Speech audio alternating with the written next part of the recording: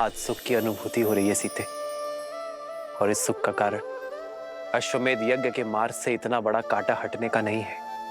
कुछ तो विशेष होने वाला है सीते। किंतु क्या ऐसा तो नहीं कि तुम कोई संदेश देना चाहती हो मुझे? श्री राम,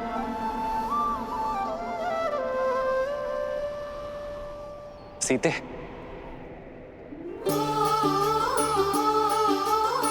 सीते,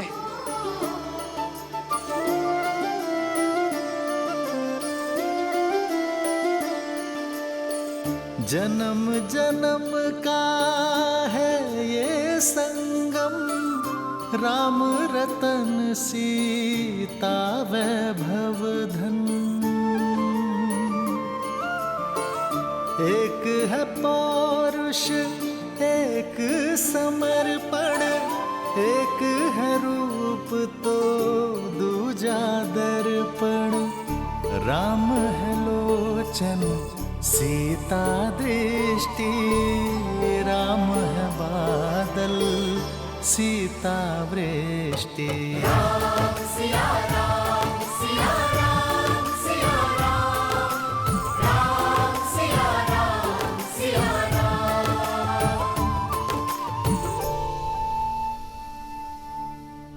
सीते, ये कैसा अनूठा संबंध है हमारा, एक दूसरे से दूर रहकर भी एक दूसरे की मन की व्यथा समझ जाते हैं, किंतु मन में भय और शंका लिए मैं आपसे कुछ कहना चाहती हूँ आर्य।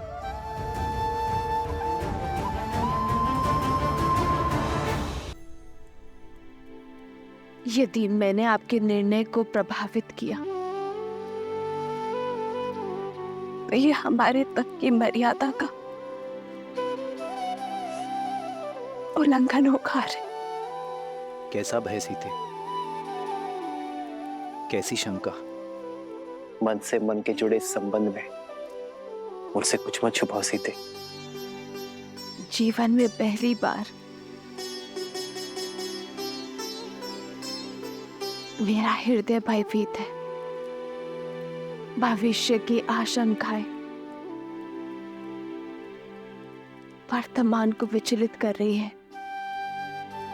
हमने एक दूसरे को वचन दिया था ना कि हमारे ये आत्मा का मिलन हमारे तप में वृद्धि करेगा, हमारी भावनाओं को मार्गदर्शन देगा, और हम कभी एक दूसरे के जीवन के निर्णय को प्रभावित कर नियति के लेख में बाधा नहीं डालेंगे, एक दूसरे की शक्ति बनेंगे, दुर्बलता नहीं। किंतु आज मुझे भय आ रहा, कदाचित मुझसे ये प्रण न टूट जाए, कहीं मैं कुछ ऐसा ना कह दूं जो मुझे कहना नहीं चाहिए, फिर भले आपके मन को सुख मिले क्या दुख।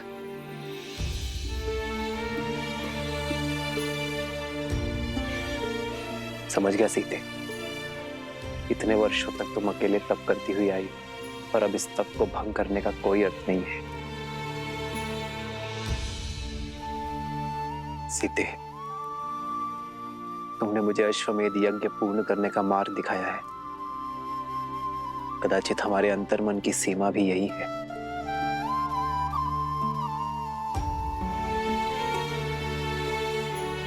सीते, यदि हमारे तप के भंग होने का भय है तुम्हें, तो हम आज के पश्चात ध्यान अवस्था में भी कभी नहीं मिलेंगे।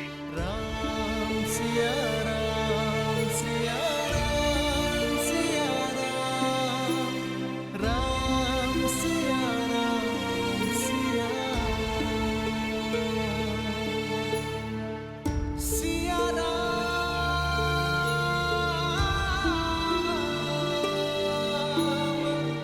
सिया राम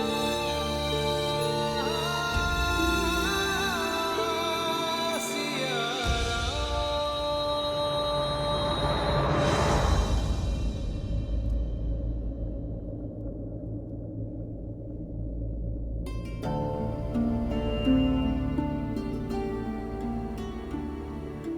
मैं नहीं जानता सीते कि तुम मुझसे क्या कहना चाहती हो, किंतु एक बात अवश्य जानता हूं कि धर्म किसी को अतृप्त नहीं करता। कभी ना कभी हम एक साथ अवश्य होंगे सीते, सदा सदा के लिए।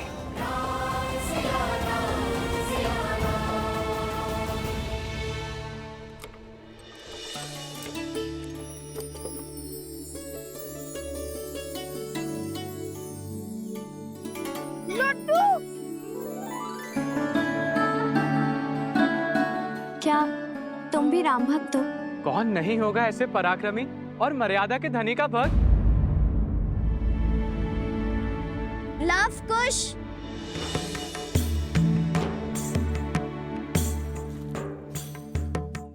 ये लो लड्डू खा लो, कब से गा रहे हो, थक जाओगे। लो। नहीं नहीं, थकान और अज्ञान मिटाने के लिए श्री राम नाम ही बहुत है हमारे लिए। और इस लड्डू की क्या आवश्यकता है? वैसे भी अयोध्या जाकर अश्वमेध यज्ञ की तैयारी में न जाने कितने प्रकार के पकवान मिलेंगे। चलो चलो अब आगे बढ़ो, रुकने में समय व्यर्थ मत करो। ठीक है, मत खाओ। मुझे लगा तुम दोनों को अच्छा लगेगा। माता सीता ने दिए थे ना। माता सीता ने?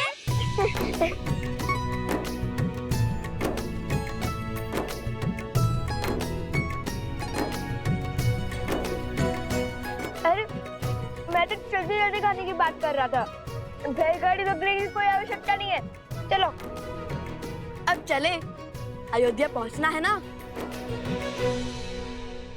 कोई बचाओ हमें, बचाओ हमें, बचाओ, बचाओ हमें, बचाओ हमें, बचाओ।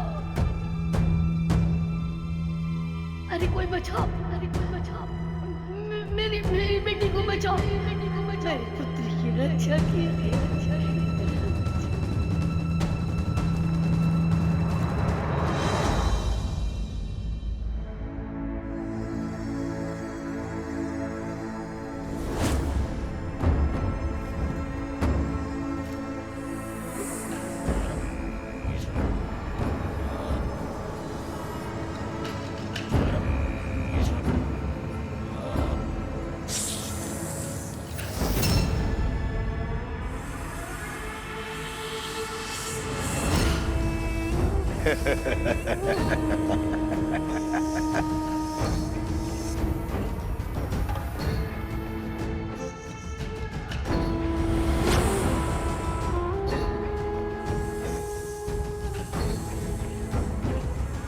स्मरण रहे, ये राम की दृष्टि के सामने मुक्त होने चाहिए, ताकि राम अपनी आंखों से अपनी विफलता देख सके।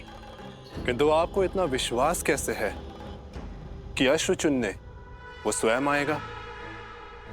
वो अयोध्या नरेश है और ये कार्य तो वो किसी सेनापति से भी करा सकता है। यही तो अंतर है तुम्हारी और मेरी सोच में। शस्त्र की समझ से अधिक आवश्यक है शत्रु के व्यक्तित्व की समझ। राम अवश्य आएंगे।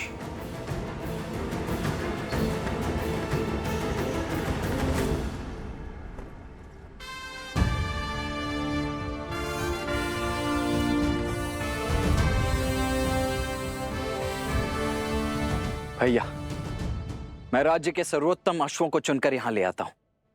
आप उन्हीं में से किसी एक का चुनाव कर लीजिएगा। जी भैया, और उन अश्वों को अभी सरयू घाट पर स्नान करवाया जा रहा है।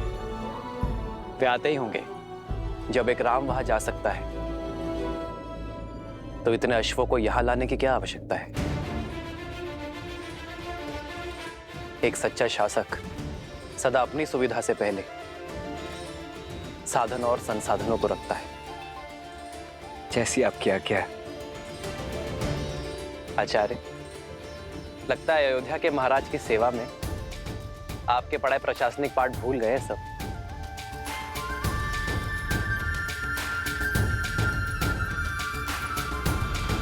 शीघ्र करो, हमें भगवान वाल्मीकि के आश्रम जाना है। सारा सामान रथों में रखना शुरू करो। कोई कहीं नहीं जाएगा। प्रतीक्षा की बहुत परीक्षा दी है मैंने, अब आपका आदेश भी मुझे रोक नहीं सकता। एकांत,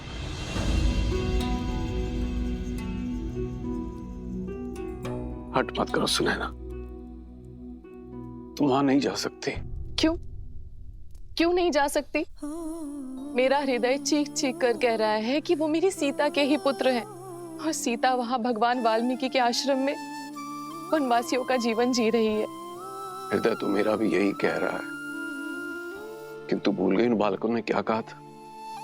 उनकी माता ने उन्हें सीख दी है कि हमें बीते हुए कल की ओर नहीं, आने वाले कल की ओर देखना चाहिए। बीता हुआ कल ही तो आज की नींव है, उसे मैं कैसे भूल जाऊं? कौन है?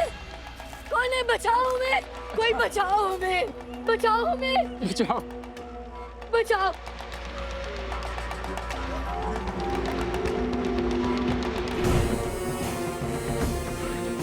तो तुम दोनों नहीं उठोगे तो ठीक है, हम इस खाट का दूसरा पग भी तोड़ देंगे। नहीं नहीं, ऐसा मत करो, ऐसा मत करो।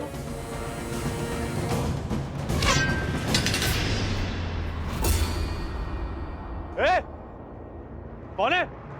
सामने आओ।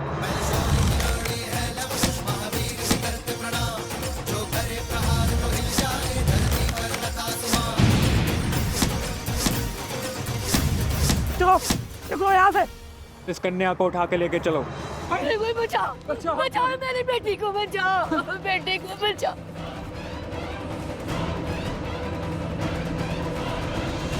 सुनैना, भगवान वाल्मीकि त्रिकालदर्शी हैं, और यदि हमारी पुत्री सीता और उसके बालक उनके आश्रम में आश्रय पा चुके हैं, तो क्या बिना उनकी अनुमति के वहां जाना उचित होगा?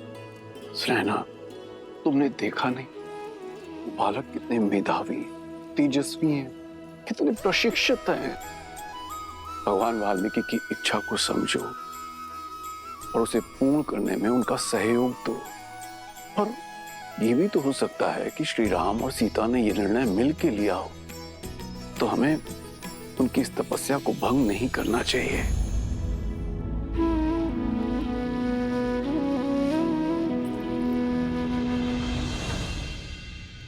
मस्तिष्क तो हर बात समझता है, किंतु इस मन का मैं क्या करूं आर्य?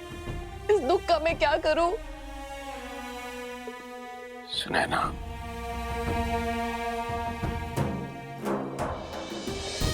बीते हुए कल को तो हम नहीं बदल सकते, किंतु आने वाले कल की सुध तो ले सकते हैं। चलो अयोध्या चलते हैं।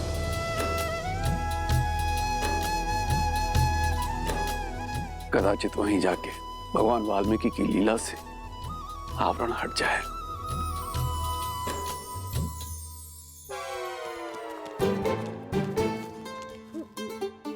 तुम ठीक हो? हाँ, वो तो लव कुश ने सबको मार भगाया, अन्यथा मेरा शौर्य देखती आप। अब चलो। कौन है? किसने हमारी सहायता की? हम भगवान वाल्मीकि के शिष्य और वन देवी के पुत्र हैं। आपकी करुण पुकार सुनकर हम यहाँ आए हैं। पुत्र, हम वृद्ध और दृष्टिहीन हैं। हमारी पुत्री कहाँ है? वो दुष्ट कहीं उसे उठाकर तो नहीं ले गए? पुत्री, मेरी पुत्री की रक्षा कीजिए। वो जो कन्या यहाँ मूर्छित पड़ी थी, वो आपकी पुत्री है। हाँ, हाँ। आप दोनों बैठे क्यों हैं और उठकर उन दुष्टों से लड़े क्यों नहीं? हमने ब्राह्मणी सरस्वती का व्रत किया, हम इस घाट पर से उठ नहीं सकते। पर वो दुष्ट इस घाट के नीचे गड़े हुए धन को लेना चाहते हैं। उन्होंने हमारे 4 पुत्रों को मार डाला, हमारी घाट का पांव भी तोड़ डाला। बड़ी मुश्किल से हमारी पुत्री ने ये 4 भाई बचाई है, और अब उनकी शक्ति दिनों दिन बढ़ती जा रही है। वो हमारी शक्ति को, हमारी साधना को, हमारे जाप को भंग करना चाहते। रक्षा कीजिए, हम पर कृपा कीजिए। भैया,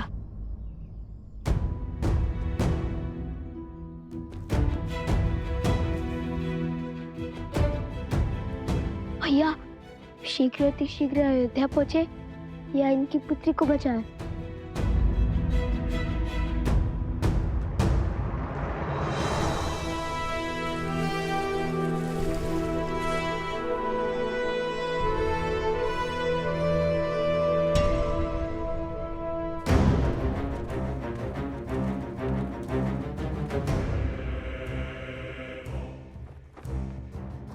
शत्रु को बड़ा सटीक समझा महाराज सहस्त्रमुख ने।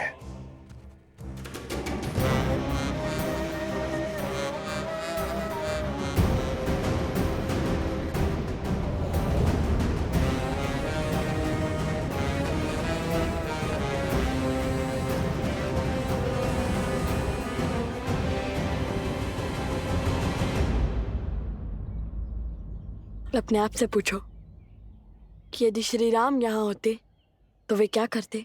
अश्वमेध यज्ञ। यदि श्री राम हमारी आयु के होते तब वे क्या करते? वो तो अपने सैनिकों को उनके पीछे भेज देते। श्री राम तो राजकुमार थे ना। यदि श्री राम ऋषि वशिष्ठ के आश्रम में होते तब क्या करते? तब तो वो अवश्य ही अपने अनुज का परामर्श लेते। उस समय श्री लक्ष्मण भी तो उनके साथ थे। तो मैं भी तो वही कर रहा हूँ, अपने अनुज का अर्थात तुम्हारा परामर्श ले रहा हूँ। अब बताओ वे क्या करते?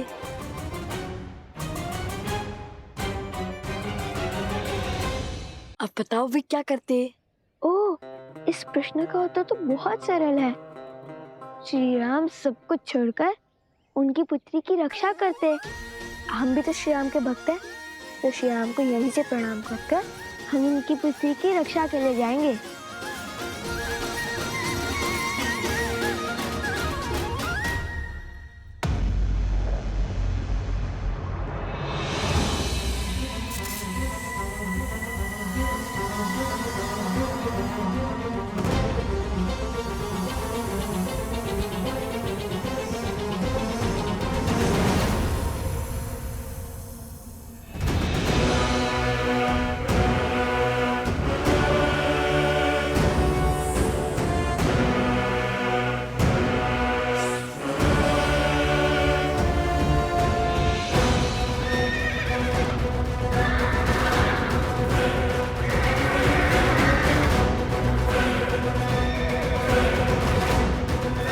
अरे ये क्या कर रहे हैं?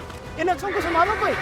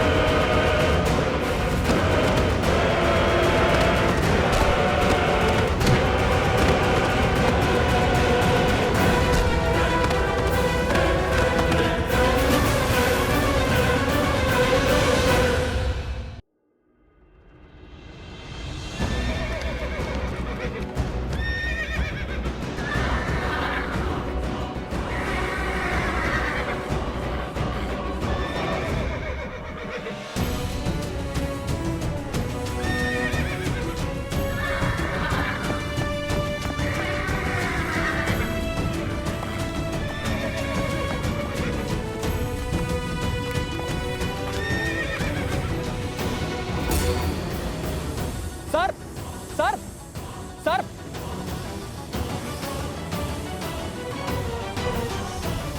रुको, ये भी जीव है, किसी के कुनीति का साधन। ना ये हमें संकट पहुंचा रहे हैं और ना ही हम इन्हें क्षति पहुंचाएंगे।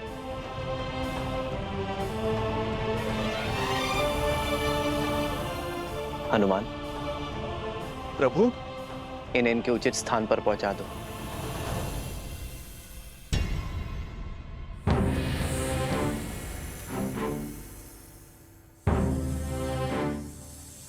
अश्वचैन की पूजा से पहले ऐसी घटना घोर अपशकुन है राम।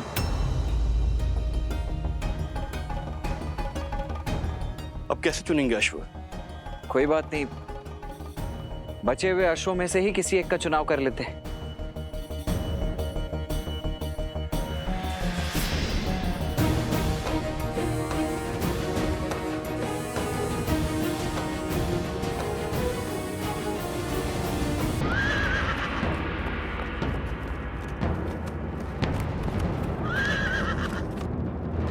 अश्वचैन की पूजा से पहले ऐसी घटना घोर अपशकुन है राम। अब कैसे चुनेंगे अश्व? कोई बात नहीं, बचे हुए अश्वों में से ही किसी एक का चुनाव कर लेते हैं।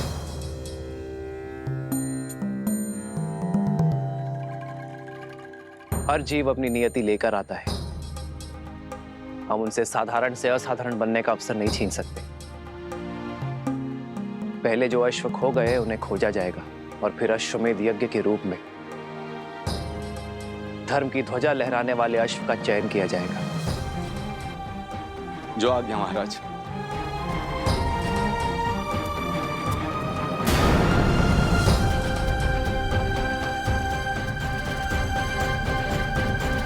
ध्यान से सुनो, तुम सब यही रुको और इन वृद्ध दंपति की रक्षा करो।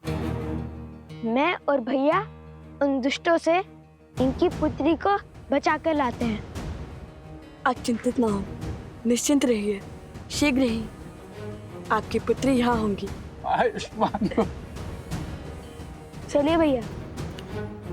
भैया सोमकर्ण को भी ले चले। क्यों? तुमने तो कहा था कि मैं सदा फंस जाता हूँ। तभी तो साथ ले जा रहे हैं।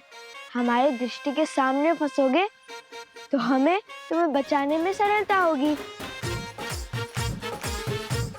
यहाँ आए और पता चला तुम खो गए, फिर कहाँ खोजते रहेंगे तुम्हें। चलो अब।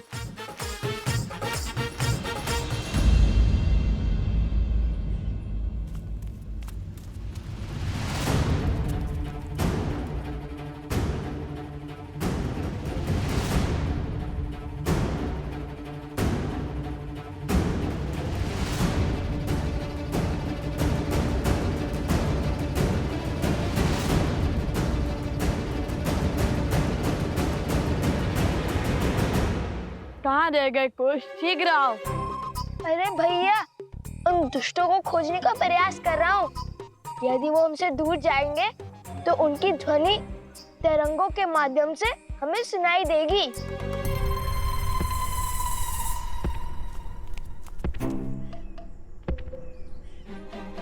कुछ सुनाई दिया? हाँ हाँ, बहुत स्पष्ट तरंग आ रही है उत्तर की ओर से।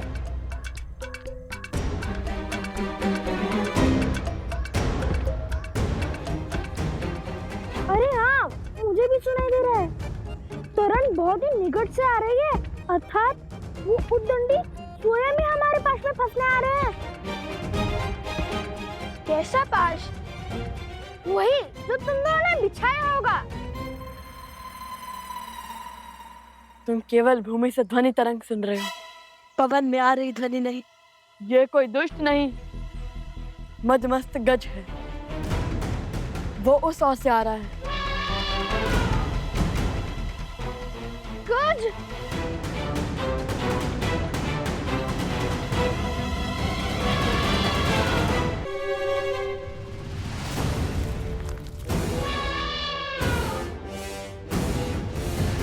तैयार? तैयार।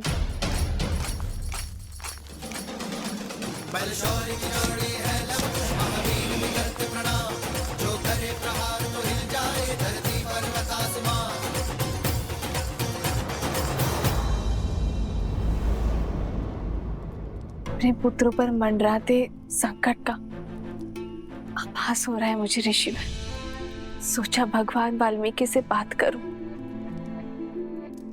किंतु वो ध्यान में लीन है। आप निश्चिंत रहिए, मैं भगवान वाल्मीकि से बात करूंगा। आप अपनी कुटिया में विश्राम कीजिए। मैं अति शीघ्र भगवान वाल्मीकि का संदेश आप तक लेकर आता हूँ।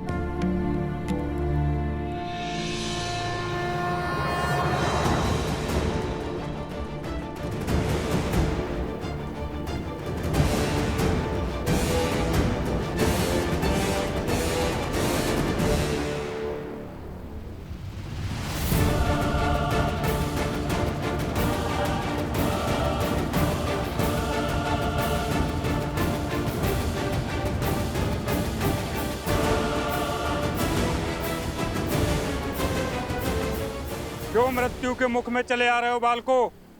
लौट जाओ। लौटना तो तुम्हें होगा। छोड़ दो उस कन्या को और वचन दो कि कभी उन वृद्ध दंपति को नहीं सताओगे। हमसे मुक्ति चाहते हो तो इन्हें मुक्त करो। राम भक्त हैं हम, शब्दों से डिगेंगे नहीं। अच्छा, तो फिर आओ और ले जाओ इसे।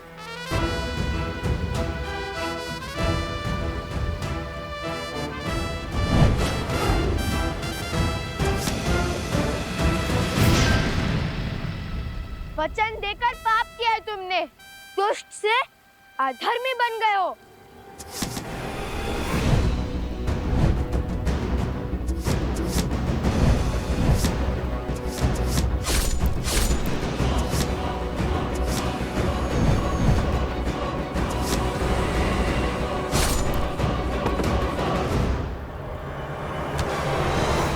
अरे तनिक बल से प्रत्यंचा खींचो सोमकर, देखो ऐसे।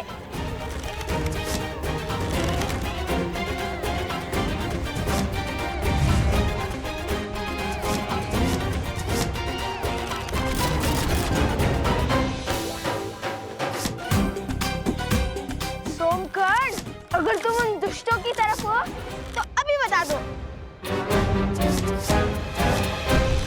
सब कुछ कितना शुभ चल रहा था हमारे राम राज्य में, अकस्मात क्या हुआ? हाँ गुरुवर, ये सब क्या हो रहा है? कदाचित देवता इस यज्ञ से प्रसन्न नहीं है। यदि ये यज्ञ उचित समय पर प्रारंभ ना हुआ तो इस यज्ञ और यज्ञ का संकल्प लेने वाले राजा का कोई मूल्य नहीं रहेगा। बस अब इससे अधिक मैं और कुछ नहीं कह सकता। सबका भला।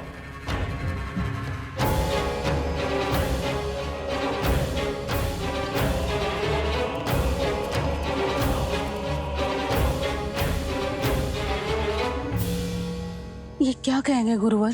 श्री राम का मोल ना रहा तो हम भी मूल्यहीन हो जाएंगे।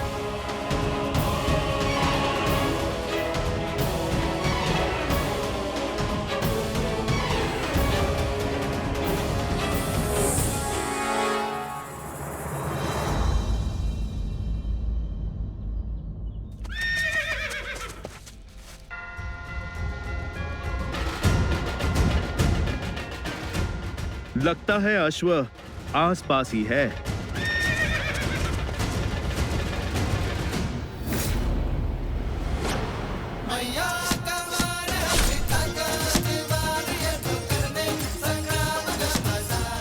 भागो तुम लोग।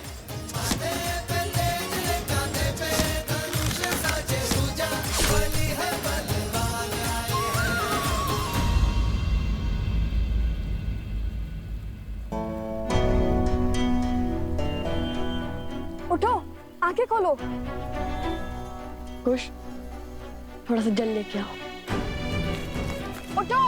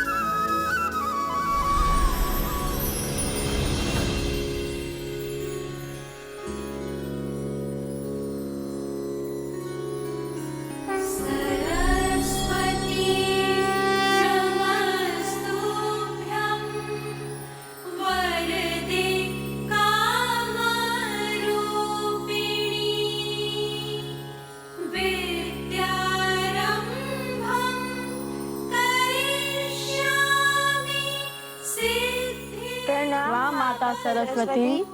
लवकुश, तुम दोनों ने ही पराक्रम की प्रकाष्ठा पार की है। मैं तुम दोनों से ही अत्यंत प्रसन्न हूं। मांगो, क्या वर चाहते हो? सब कुछ तो है हमारे पास, और अब तो श्री राम से भेंट के द्वार भी खुल चुके हैं हमारे लिए, तो ये स्वप्न भी पूर्ण ही हो जाएगा। किंतु यदि आप कुछ देना चाहती हैं तो इस कन्या के माता पिता को नेत्र दे दीजिए। अद्भुत।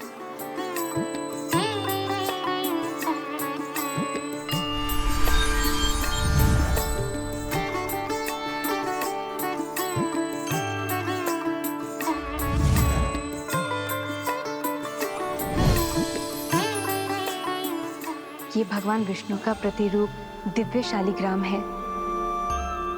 ये उस दंपत्ति को दे देना, उनकी दृष्टि लौट आएगी।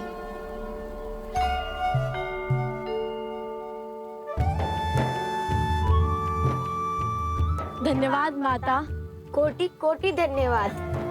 तुम दोनों ने अपना स्वार्थ छोड़ के दूसरों का कल्याण चुना। तुम दोनों का अपनी इच्छाओं पर पूर्ण नियंत्रण है। ये दुष्ट तुमने परास्त किया है, ये इच्छाओं का स्वरूप है। कुछ समझ नहीं आया माता। धर्म के 4 पग हैं।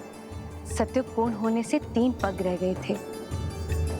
जब धर्म का एक और पग टूटेगा, अर्थात त्रेता पूर्ण होगा और द्वापर युग का आरंभ होगा, धर्म का पालन करना अधिक कठिन हो जाएगा।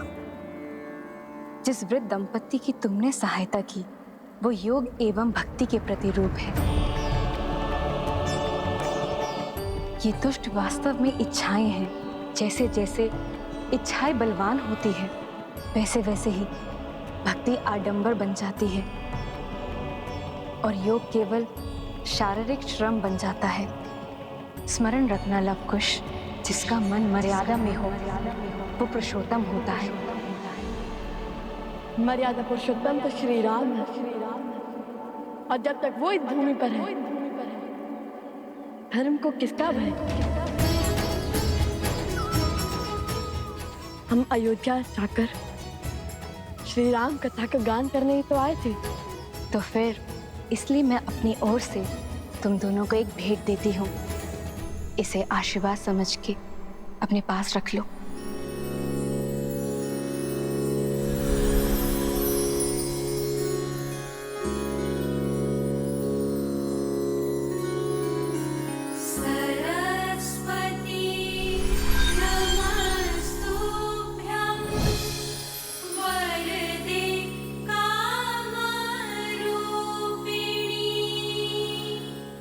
कला अंतर मन के भाव को स्पष्ट करती है और ये वीणा तुम्हारे मन के भावों को ध्वनि देगी। इस वीणा के साथ राम कथा का गायन करोगे, वो कथा समय के अंत तक अमर हो जाएगी। धन्यवाद माता। कोटि कोटि धन्यवाद।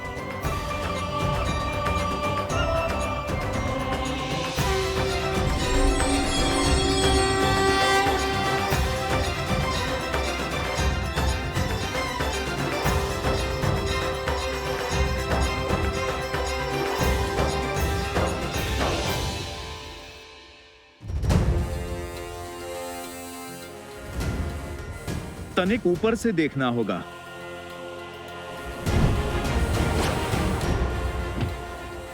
जय श्री राम। बजरंग बली हनुमान, जय जय महाबली हनुमान। भैया, मुझसे तो प्रतीक्षा ही नहीं हो रही। मन कहता है इसे अभी बजा कर देखूं। माता सरस्वती ने कहा था कि ये हमारे मन के भावों को ध्वनि देती है, इसलिए हम इससे राम भक्ति की धुन में गुंजाते हैं।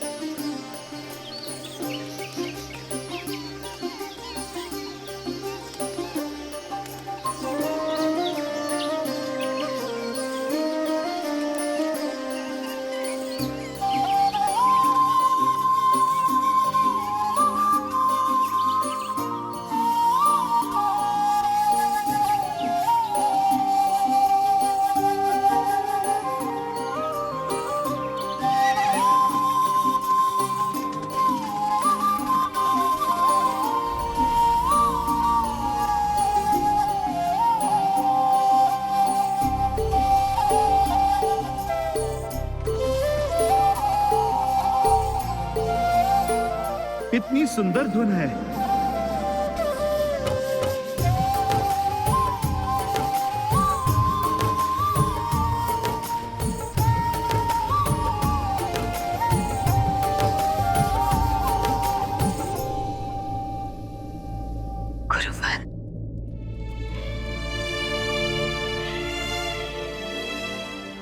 गुरुवर, मेरे लव कुश ठीक तो है ना? क्या कहा भगवान वाल्मीकि ने? सब कुशल मंगल है देवी। वैसे भी जब पिता के कार्य में पुत्र निमित्त बने तो उससे अधिक शुभ और क्या हो सकता है। भैया, ये अश्व तनिक अशांत लग रहा है। वो इसलिए क्योंकि अश्व हमेशा वन में वृक्षों के बीच टोली में घूमते हैं ताकि उनकी रक्षा हो सके, और ये अश्व अकेला है, वृक्षों से भरे वन में विचरण कर रहा है। सिंहों का आखेट बन सकता है। क्या पता ये अश्विनी कुमार में से एक हो। वैसे भी पग पग पर हमारी परीक्षा हो रही है।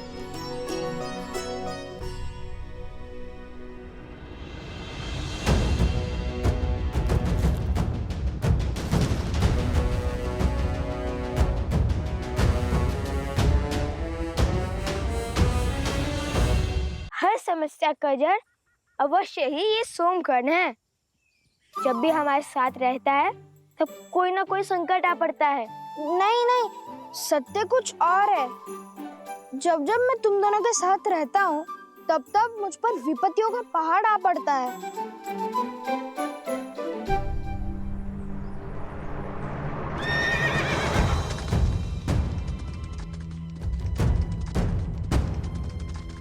संभाल कर मित्र, चोट लग जाएगी।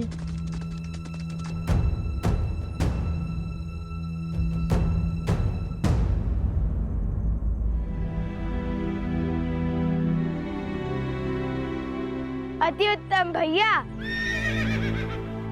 ये तो अधिक उत्तेजित लगता है। जब मुझे उत्तेजना होती है तब माता मुझे राम नाम स्मरण करवाती है। तुम भी राम नाम का स्मरण करो मित्र। कुछ और सोचना पड़ेगा। सोच लिया।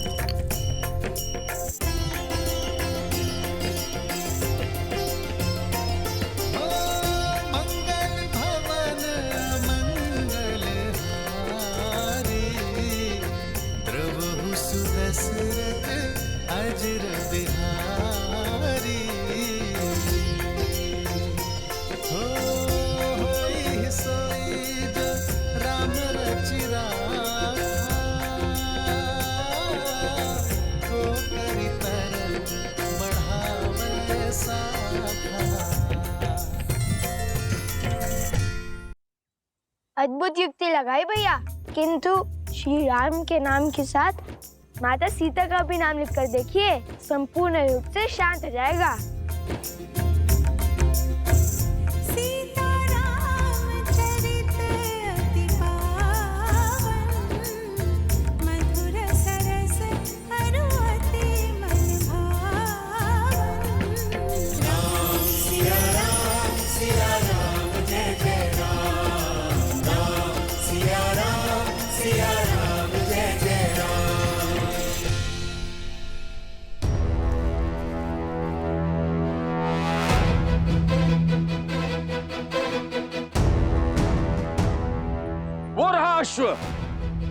भैया भागो। अरे कहाँ भाग रहे हो? विपत्ति से दूर। पहले तुनीर का चोर समझकर हमारे पीछे भागे, उसके बाद वो अश्व का स्वामी, और अब इसे खोजने भी कोई आ रहा है। जिनका अश्व है वो आ गए हैं।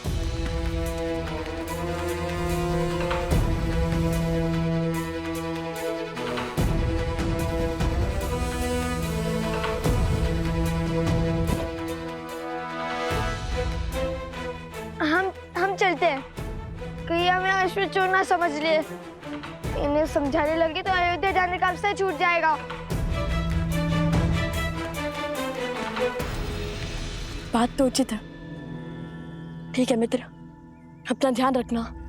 हम चलते हैं। यदि प्रभु श्री राम ने चाहा तो फिर भेंट होगी।